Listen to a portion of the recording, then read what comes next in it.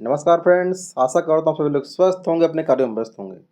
मैं इस प्लेटफॉर्म पर आप सभी को आज एक खास टॉपिक के बारे में जानकारी देने वाला हूँ, जिसका नाम है डायरेक्ट सेलिंग की विभिन्न चरण या अवस्थाएं। डायरेक्ट सेलिंग करने वाले व्यक्ति जब ज्वाइन करते हैं तो पहली स्टेज पर होते हैं, फिर उनका बिजनेस बढ़ता है तो सेकंड स्टेज में जाते हैं, फिर एक कई सिटीज़ में जब बिजनेस डेवलप होता है तो वहाँ पर मल्टी लेवल स्टेज आती है और फाइनली वो एक ऑटो सिस्टम पर चला जाता है सिस्टम। तो हम इन चारों स्टेजेस के बारे में डिटेल में जानने वाले हैं। अगर आप नेटवर्क मार्केटिंग में रुचि रखते हैं या इसको शुरू कर चुके हैं या भविष्य में करने का विचार करते हैं तो ये वीडियो आपके काम का है। ये वीडियो केवल एजुकेशनल पर्पज़ के लिए है, तो इसको पूरे ध्यान से समझें और इसके आप नोट्स भी बना सकते हैं। जो भी कंटेंट मैं आपसे शेयर कर रहा हूँ ये सोल यूनिवर्सिटी के द्वारा चलाए जा रहे MBA कोर्स के अंतर्गत पढ़ाई जाने वाली चीज़ों का है। इसमें मेरा कोई पर्सनल इन्वॉल्वमेंट नहीं है, लेकिन मैं आपको जानकारी के लिए ये वीडियो आपके साथ ला रहा हूँ, जिससे कि आप भी जागरूक हों और आप चाहें तो भी आप भी डायरेक्ट पूरा कंप्लीट कोर्स भी यूनिवर्सिटी से जाकर कर सकते हैं। ये ऑनलाइन कोर्सेज होते हैं और आप आसानी से इनको कर पाएंगे। तो चलिए पहुँचते हैं वापस अपने टॉपिक की तरफ। यहाँ पर डायरेक्ट सेलिंग की 4 स्टेजेस के बारे में बताया गया है। पहला स्टेज आता है, वो होता है स्टार्टअप स्टेज। यहाँ पर आप जब बिजनेस शुरुआत करते हैं तो आपके पास पहले तो आप शून्य से शुरू होते हैं, फिर आपके पास 10-12 लोगों की टीम हो जाती है। आप 4-6 महीने तक इस स्टेज में रहते हैं और आप खुद की एक्टिविटी कर रहे होते हैं, खुद के प्लान दिखा रहे होते हैं और लगभग 7-8 हज़ार रुपये की आप इनकम कर रहे होते हैं। दूसरी स्टेज आती है एक्सपेंशन स्टेज। यहाँ पर लोगों की आप सहायता करना शुरू कर देते हैं, क्योंकि फर्स्ट स्टेज में लोग आते हैं, आप उनकी सहायता करते हैं।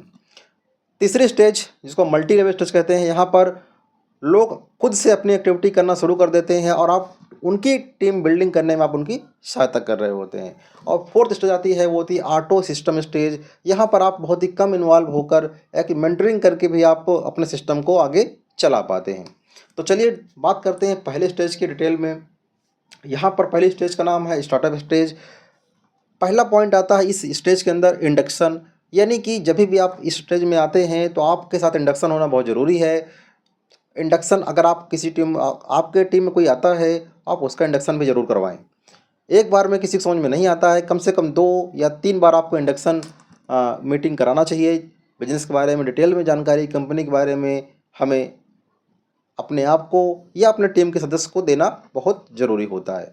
सेकंड चीज़ यहाँ आती है इंडक्शन पहले स्टेज के अंदर, वो आता है सोशल मीडिया और व्हाट्सअप मैनेजमेंट।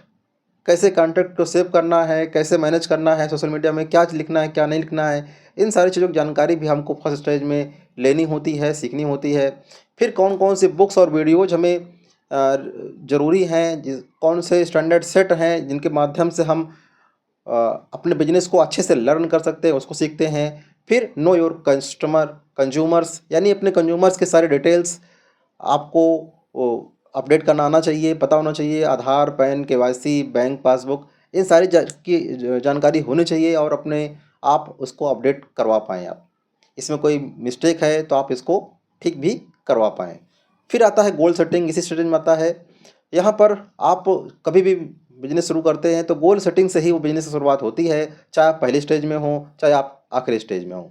फिर चेकलिस्ट बनाना भी आप फर्स्ट स्टेज में ही सीख लेते हैं। आपने सारी चीज़ें कर ली हैं तो उसको चेकलिस्ट आप रखें और उसको आप टिक करते जाएं, इससे आप आगे बढ़ पाएंगे। फिर कंपनी के बारे में नॉलेज आपको इस स्टेज में लेनी होती है। ऑनर्स कैसे हैं, उनका विजन क्या है इस बिज़नेस को करने का, वेबसाइट के बारे में जानकारी छोटी मोटी जो भी होती हैं, लॉगिन करना, और कोई भी पुराना जो आप व्यवसाय आपने किया है उसका भी हिस्ट्री आपको जानना बहुत ज़रूरी होता है। आप अपने कंपनी के बारे में बैकग्राउंड और उसकी हिस्ट्री को भी आप जानना आपको बहुत ज़रूरी होता है। इससे होता क्या है, आपको कॉन्फिडेंस बिल्ड होता है, आप बिजनेस में लंबे समय तक टिके रहते हैं। नेम लिस्ट बनाना भी आप इसी में सीखते हैं। एडवांस तरीके से नेम लिस्ट बनाने के तरीके आ चुके हैं, लेकिन ओवरऑल फर्स्ट स्टेज में आपको ये चीज़ें आना बहुत ज़रूरी होता है।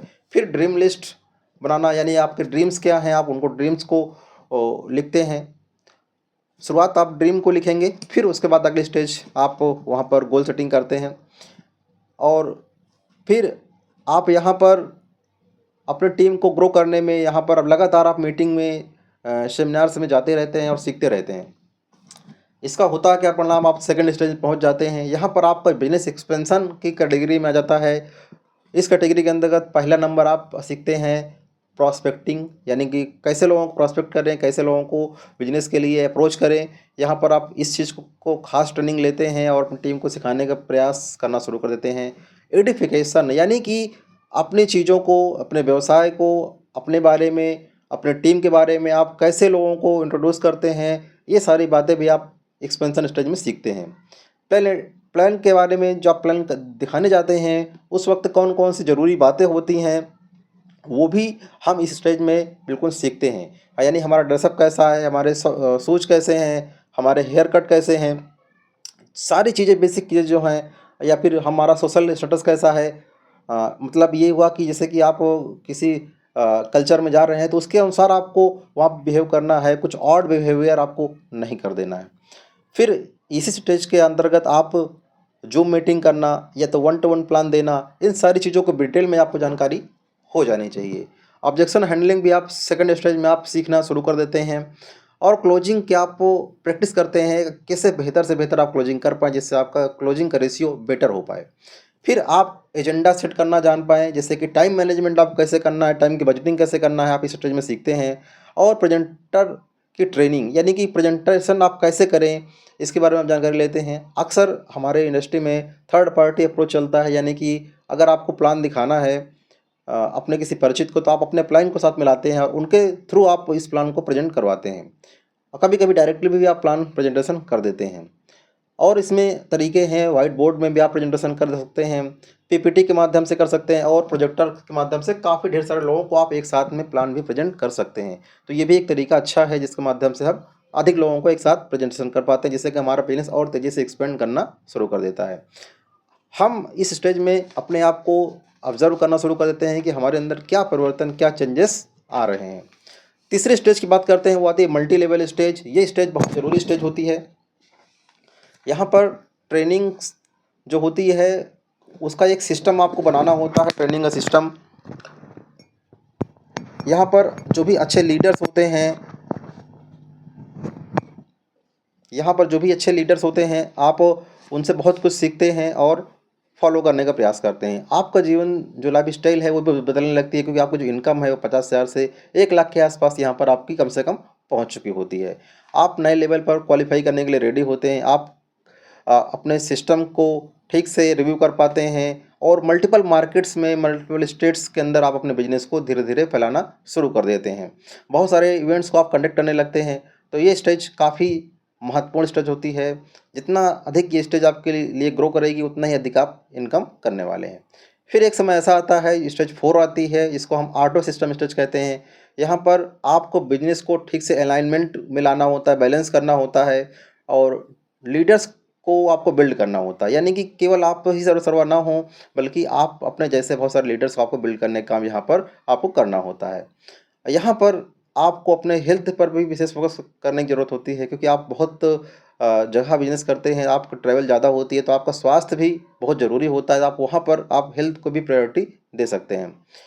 इसके अलावा आप अपने टीम के लिए पर वीक, पर मंथ बहुत सारे ड्राइव भी लॉन्च कर सकते हैं, क्योंकि आप सक्षम होते हैं। खुद के इंसेंटिव प्रोग्राम भी आप ला सकते हैं। और ट्रैकिंग करने का काम आपको बहुत ज़रूरी होता है। आपको ट्रैक भी करना बहुत ज़रूरी है अपने टीम के प्रोग्रेस को।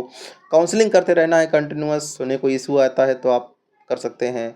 और गोल का ओरिएंटेशन बहुत ज़रूरी है। आप अपने गोल को लगातार रेक्टिफाई करते रहें और टीम को भी मोटिवेट करते रहें। फिर नेटवर्क की प्रोटेक्शन करना बहुत ज़रूरी होता है। इस स्टेज में आप आ गए हैं तो अपने नेटवर्क की सुरक्षा करना भी आपकी जिम्मेदारी है, क्योंकि इस वक्त में टूटने की संभावना काफ़ी ज़्यादा होती है, क्योंकि आप कम इन्वॉल्व होते हैं सिस्टम में, टीम में। इसके अलावा बहुत सारे बेंचमार्क आपको सेट करने होते हैं, प्लानिंग स्ट्रेटजी करनी होती है, फाइनेंशियल प्लानिंग करनी होती हैं, और अपने ईगो को बैलेंस करना होता है। कहीं ऐसा तो नहीं कि आप एगोइस्टिक हो गए हैं और आप एज ए बॉस बिहेवियर करने लगे हैं। इससे भी आपकी टीम को काफ़ी नेगेटिव इम्पैक्ट आता है और वो बिजनेस को छोड़ के जा सकते हैं। अगर इन चारों चीज़ों को आप, चारों स्टेजेस को आप समझ गए हैं, तो आप शुरुआत करेंगे पहले स्टेज से, और बाकी स्टेजेस को आप धीरे धीरे डेवलप करेंगे और अपने बिजनेस को आगे लंबे समय तक ग्रो कर पाएंगे। तो शुरुआत करें। ये टॉपिक यहीं तक। आपको कैसा लगा आप कमेंट ज़रूर करें। मिलते हैं फिर किसी नए टॉपिक को लेकर। Thank you and God bless you.